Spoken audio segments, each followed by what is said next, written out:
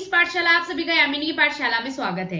आज हम डिस्कस करेंगे बस्ती के जो भेद है उनके अलग अलग, उनको किस तरीके से बस्ती दी जाती है, उनको किस तरीके से तैयार किया जाता है और उसके क्या क्या कर्म होते हैं। तो इन सब के बारे में आज हम इस वीडियो में डिस्कस करेंगे। तो शुरू करते हैं आज की क्लास निरूह बस्ती से, कि निरूह बस्ती को किस प्रकार से बनाया जाता है, निरूह बस्ती में किस प्रकार से कर्म किया जाता है और उसके प्रधान कर्म, पूर्व कर्म, पश्चात कर्म में क्या क्या ध्यान रखने योग्य बातें होती है। तो इन सब के बारे में हम डिस्कस करते हैं।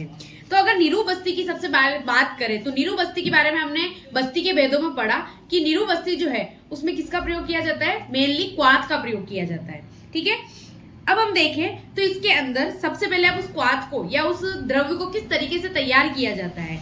तो इसमें सर्वप्रथम मधु एवं सेंधव लवण को अच्छी तरीके से क्या करते हैं, घोटते हैं। आप निरूह बस्ती के लिए जो द्रव तैयार कर रहे हैं, बस्ती द्रव जिसे कहते हैं, उसको क्या करते हैं, सबसे पहले सेंधव लवण के साथ और शहद के साथ यानी मधु के साथ अच्छे से घोटते हैं। उसके बाद उस तेल को, उस अच्छे से घोटे हुए तेल को क्या करते हैं, किसी अन्य तेल या घृत जो भी बताया गया है उसके अंदर डालकर अच्छे से फिर पुनः उसको अच्छी तरह से मिला लेते हैं। उसके बाद आपके पास जो भी द्रव्य का कल्क तैयार होता है, उस कल्क के साथ उस द्रव्य को पुनः मिलाकर उसको अच्छी तरीके से क्या करते हैं, बॉईल करते हैं, गर्म करते हैं, जिससे उसका क्या बन जाता है, उसका द्रव बन जाता है। और उसको गर्म भी किस प्रकार किया जाता है, उसे सीधा अग्नि के संपर्क में गर्म नहीं किया जाता, उसको क्या किया जाता है, पानी अलग से, गर्म पानी में उसको गर्म किया जाता है ताकि उसके जो भी गुण है वो बने रहे, उसके गुण जो है वो समाप्त न हो। तो इस तरीके से निरूह बस्ती का बस्ती द्रव जो है वो तैयार किया जाता है। अब निरूह बस्ती को किस तरीके से दिया जाता है, निरूह बस्ती के पूर्व कर्म, प्रधान कर्म, पश्चात कर्म में क्या क्या कर्म आते हैं, तो इन सब के बारे में देखते हैं। तो अगर इसके पूर्व कर्म की बात की जाए तो सबसे पहले हम आतुर सिद्धता यानी कि सबसे पहले जिस रोगी को आपको बस्ती देनी है उसके योग्य अयोग्यता का ज्ञान करेंगे, उसकी आयु का ज्ञान करेंगे, कितना ml देना है, कितनी मात्रा में देना है, उस तरीके का ज्ञान करेंगे। जैसे कि उसके योग्य एवं अयोग्य व्यक्ति का ज्ञान करना, वात विकारों की चिकित्सा अर्थात उसका क्या होना चाहिए, वात विकार होना चाहिए, इसका हमें ध्यान रहना चाहिए। उसके बाद कफ विकार में भी लाभकारी होता है। भूमि के गुणों का विचार अर्थात वो जहां से है, जिस देश से है, उसके गुणों का विचार करना चाहिए। मंदरा अग्नि की स्थिति में भी निरूह बस्ती दी जाती है। और स्वेदन और स्नेहन कर्म रोगी का होना चाहिए। तत्पश्चात उसकी क्या दी जाती है, बस्ती, निरूह बस्ती दी जाएगी। तो ये तो हो गया आतुर सिद्धता। फिर आता है आहार या वेशभूषा, यानी कि उसको किस तरीके का आहार खिलाना है उससे पहले, और उसको किस तरीके के कपड़े आपको पहनाने हैं, तो इसकी भी आपको ध्यान में रहनी चाहिए। सबसे पहले बस्ती जो होती है, निरूह बस्ती जो होती है, वो कौन सी क्या दी जाती है, रिक्त कोष्ठ यानी खाली पेट दी जाती है और भोजन से पूर्व दी जाती है। खाली पेट का वही मतलब हो गया कि भोजन से पूर्व दी जाती है। और इसमें जो वस्त्र होते हैं वो क्या होता है, आपको कंफर्टेबल वस्त्र की आवश्यकता होती है। आपको वस्त्र ऐसी तरीके से पहनने हैं कि वो कंफर्टेबल रहे, रोगी और आप भी सब अपने कार्य करने में कंफर्टेबल रहे। तो इस तरीके के वस्त्र एवं वेशभूषा और आपके आहार होना चाहिए। उसके बाद अब इसमें कौन कौन से आवश्यक उपकरण है, जैसे गोस्पीस, सिरिंज या फिर जिसे हम कहते हैं बस्ती यंत्र, कैथेटर, जैविक मापदंड, रोगी के जैविक मापदंड लेने की मशीन, जैसे उससे वाइटल साइंस कौन कौन से हैं, उसकी नाड़ी गति कैसी है, उसकी बीपी कैसी है, इन तरीका का हमें वाइटल साइंस लेने चाहिए। उसके बाद इसमें 2 परिचारक की आवश्यकता होती है, तो 2 परिचारक आपको साथ में होने चाहिए। बस्ती यंत्र की आवश्यकता होती है, बस्ती द्रव जो आपने तैयार किया है उसकी आवश्यकता होती है, और ग्लास की आवश्यकता होती है, और कैथेटर की आवश्यकता होती है। इस तरीके से अलग अलग उपकरण इसमें संग्रहित किए जाते हैं। तो ये तो हो गया पूर्व कर्म। फिर आता है इसका प्रधान कर्म, कि बस्ती किस प्रकार से दी जाती है। तो वो सारा जो होता है वो प्रधान कर्म के अंतर्गत आता है। अर्थात जब बस्ती दी जाती है और बस्ती का वापस से प्रत्यागमन होता है, उस टाइम तक का जो भी कार्य होता है वो प्रधान कर्म के अंतर्गत किया जाता है। अब प्रधान कर्म के अंतर्गत बस्ती देने से लेकर बस्ती के वापस लौटने तक के सभी कर्म जो होते हैं वो संग्रहित होते हैं। और जैसे बस्ती दान, इसके अंदर 2 होते हैं, एक तो होता है बस्ती दान, एक होता है बस्ती प्रत्यागमन। बस्ती दान का अर्थ होता है कि बस्ती को देना या बस्ती को मतलब बस्ती देना एक तरीके से, और बस्ती प्रत्यागमन का अर्थ होता है कि बस्ती का पुनः लौटना। क्योंकि बस्ती जो होती है वो क्या करती है, अपने मलों को, जैसे अपने बस्ती की परिभाषा में पढ़ा कि वो गट्टी प्रदेश, नाभि प्रदेश में जो भी मल होते हैं उनको अच्छे से आलोडित करके पुनः क्या हो जाती है, गुदा मार्ग से पुनः बाहर निकल जाती है। तो बस्ती के लौटने को क्या कहते हैं, बस्ती प्रत्यागमन कहते हैं। तो बस्ती दान किस तरीके से दी जाएगी, मतलब बस्ती को इंजर्ड मतलब अंदर कैसे डाला जाएगा उसके बारे में। समस्त सामग्री जो होगी वो एकत्रित करनी है। उसके पश्चात रोगी को मलमूत्र आदि से विसर्जन, मतलब उसका आदि से उसे निवृत्त कराना है और उसे अच्छे से पानी पिलाना है। उसके बाद रोगी को वाम पार्श्व में लेटाया जाता है। किसमें लेटाया जाता है? वाम पार्श्व में लेटाया जाता है, यानी कि उसका जो उल्टा हाथ है उस तरफ उसको लेटाया जाता है। उसके पश्चात उसके पैर को, कमर और घुटने को मोड़ दिया जाता है, अर्थात उसका जो दाहिना पैर होता है, सॉरी उसका जो वाम पाद होता है उसको तो लंबा रखा जाता है और जो दाहिना जो पाद होता है उसको मोड़कर कहां तक, लगभग उसको घुटने से मोड़ा जाता है और उसे कमर के ऊपर तक लाया जाता है। इस तरीके से इस पोजीशन में बस्ती दी जाती है। तत्पश्चात रोगी के गुदा मार्ग को और बस्ती के जो कैथेटर का जो मुख अग्र भाग होता है, यानी मुख भाग जो होता है, उसको क्या करते हैं, तेल से अच्छी तरह स्निग्ध करते हैं ताकि वो इजीली जो है वो गुदा मार्ग में अंदर चला जाए।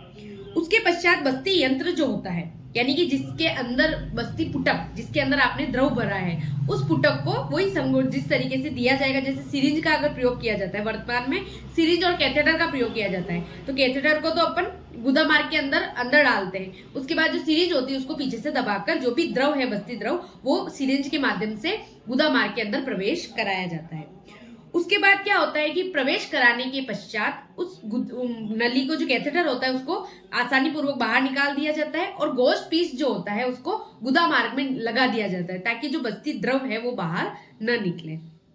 ठीक है, इस तरीके से उसके पश्चात ये पूर्ण कर्म होने के पश्चात उसके नितंब को अच्छी तरीके से थपथपाया जाता है और रोगी को कंटिन्यू सांस लेने के लिए कहा जाता है, जिससे उसकी बस्ती जो है वो अच्छी तरीके से ऊपर तक जाए और उसका कार्य जो है वो अच्छी तरीके से करे और उसके नितंब को अच्छी तरीके से थपथपाया जाता है। तो इस तरीके से बस्ती देने का काम।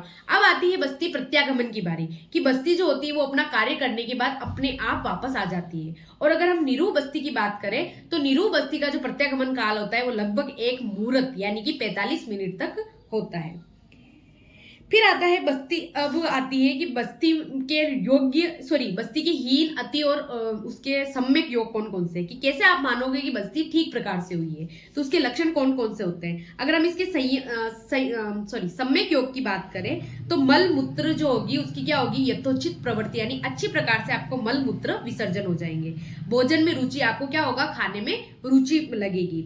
अग्नि वृद्धि, यानी कि आपकी क्या होगी, अग्नि की वृद्धि होगी। आपकी अग्निमांद्य अगर समस्या है तो आपकी जठरा अग्नि जो होगी वो बढ़ने लगती है। पक्वाशय में लघुता, आपको नीचे वाले जो पोर्शन है उसमें क्या होगी, लघुता, आपको थोड़ी हल्का जो है हल्कापन महसूस होगा।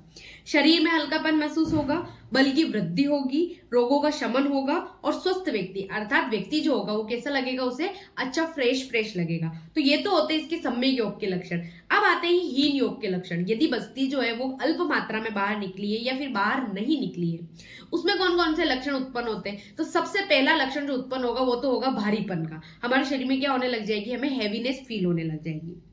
फिर आता है इसके अलावा सिर दर्द होना, गुदा में वेदना होना, शोथ, सूजन, शरीर जड़ता, भोजन में अरुचि, प्रतिशाय, परिकर्तिका और अधोवात, यानी कि आपको अधोवात में उसका निर्गमन होने में क्या होगी, परेशानी होगी। तो इस तरीके से हीन योग के लक्षण होते हैं। फिर आते हैं अति योग के लक्षण, यानी कि अगर ज्यादा, एक मात्रा से अधिक जब बस्ती आपके शरीर से बाहर निकल जाती है या जो मल जो है वो अधिक मात्रा में त्याग हो जाता है, तो उस समय हम क्या कहते हैं, हीन योग। तो उसमें कौन कौन से लक्षण होते हैं, जैसे अंगों में शून्यता, एक तरीके से आपको क्या होगी, दुर्बलता महसूस होगी, आपको हर जगह शून्यता, आपकी जो बॉडी होगी वो बहुत ढीली पड़ जाएगी। शरीर कंपनता, आपको कपकपी से महसूस होगी। निद्रा बल में अभाव, यानी कि आपको नींद नहीं आएगी। तमह प्रवेश, यानी आपके आंखों के सामने क्या होगा, अंधेरा सा छा जाएगा। उन्माद, हिक्का, कफ पित्त की कमी, वात की वृद्धि, इस तरीके से अति योग के लक्षण उत्पन्न हो जाएंगे। उसके बाद आते हैं कुछ उपद्रव। निरूह बस्ती के क्या होंगे, कुछ कॉम्प्लिकेशंस भी उत्पन्न हो सकते हैं। तो वो कौन कौन से उपद्रव होते हैं, तो निरूह बस्ती के जो उपद्रव है वो है आद्यमान, बस्ती शूल, पक्वाशय शूल, ज्वर। ठीक है, इस तरीके से 4 से 5 जो है वो उपद्रव उत्पन्न हो सकते हैं। अगर उपद्रव उत्पन्न हो जाते हैं तो उसकी हमें क्या चिकित्सा करनी चाहिए उसके बारे में। तो तीव्र निरूह बस्ती, या तो क्या करनी चाहिए आपको, उसे तीक्ष्ण निरूह बस्ती दे देनी। एक तो होती है नॉर्मल, और अगर उसे इस तरीके की उपद्रव उत्पन्न हो जाते हैं तो उस समय उसे तीक्ष्ण निरूह बस्ती दी जाएगी। ठीक है, इसके अलावा फलवर्ती से उसे क्या कराया जाएगा, विरेचन कराया जाएगा। तो इस तरीके से बस्ती के उपद्रव की चिकित्सा की जाएगी। ठीक है, तो ये तो हो गए इसके प्रधान कर्म। अब आता है इसका पश्चात कर्म, यानी कि बस्ती के निर्गमन या बस्ती प्रत्यागमन के पश्चात आपको क्या क्या ध्यान रखने योग्य बातें होती है, उसमें क्या खिलाना है, पथ्य अपथ्य क्या है, तो उनके बारे में। सबसे पहले हमें क्या करना चाहिए, सम्यक योग होने पर, अगर बस्ती का सम्यक योग हुआ है, जैसे कि हमने ऊपर लक्षण पढ़े हैं, इस तरीके के लक्षण अगर उत्पन्न हो गए हैं, तो उसके बाद रोगी को क्या कराना चाहिए, हमें विश्राम कराना चाहिए। उष्ण स्नान अर्थात उसे उष्ण जल से स्नान कराना चाहिए। दोष व बल के अनुसार उसे क्या देना चाहिए, आहार देना चाहिए, जितना वो खा सकता है, या ऐसा कहे कि जितना उसको सुटेबल हो उतना उसे आहार खिलाना चाहिए। इसके अलावा आपको उसे अपने दोष के आधार पर, ठीक है, दोष के आधार पर, यानी अगर पित्त प्रकृति का अगर कोई व्यक्ति है या उसमें पित्त दोष की दुष्टि है तो उसे दुग्ध देना चाहिए।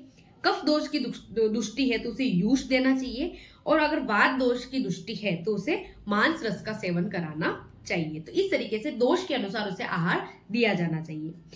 अब इसके पश्चात आगे के नियम क्या क्या फॉलो करने हैं हमें। अगर निरूह बस्ती के बाद आपको अनुवासन बस्ती का प्रयोग करना है तो अनुवासन के नियमों का हमें पालन करना होगा, कि अनुवासन से पहले जो भी नियम है वो आगे हम पढ़ेंगे अनुवासन बस्ती में। लेकिन अगर निरूह बस्ती के बाद होता है ना, कभी कभी अनुवासन और निरूह जो होती है वो क्या दी जाती है, अल्टरनेट कर्म में दी जाती है। तो यदि आपको निरूह बस्ती के बाद अनुवासन बस्ती देनी है तो उसके नियमों का हमें पालना करनी है।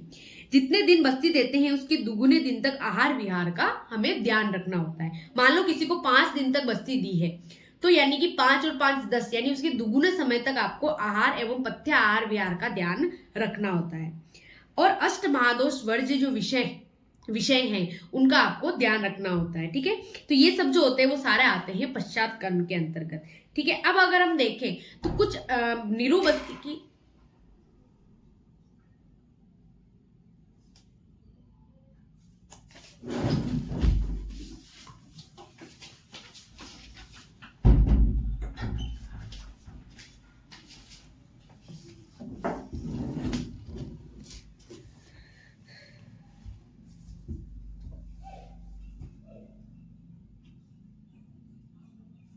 तो इस तरीके से निरूह बस्ती दी जाती है, और इस तरीके से हमें निरूह बस्ती के जो भी सम्यक हीन और अति योग के लक्षण हैं ये सब हमें ध्यान में रखने चाहिए। इसी के साथ इस वीडियो को हम यही खत्म करते हैं। मिलते हैं एक नई वीडियो के साथ, एक नई टॉपिक के साथ। आप मेरे चैनल पर नए हैं तो मेरे चैनल को सब्सक्राइब कीजिएगा। Thank you so much for watching. धन्यवाद।